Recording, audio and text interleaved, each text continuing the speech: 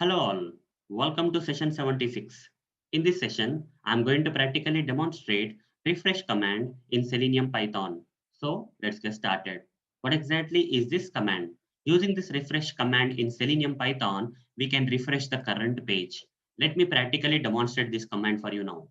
For that, I'll open this PyCharm IDE where we have this Python file having some sample Selenium automation code already written for opening the Chrome browser, for maximizing the browser window, and for taking you to this application URL page.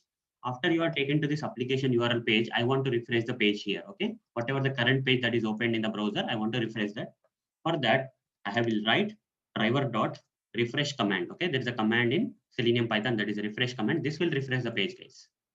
So when I run this code, the script will be very fast, guys. You will not be able to observe whether the application is loading or refreshing. Okay. So in between these two statements, I'll be adding some waiting time. Okay. I'll be halting the program for some 5 seconds, let's say, using this statement time dot sleep. Okay. This code is from Python, guys, for halting the program for given number of seconds. Here, if I give 5 minutes, this will halt the program for 5 seconds before refreshing the page. Now let me run this code.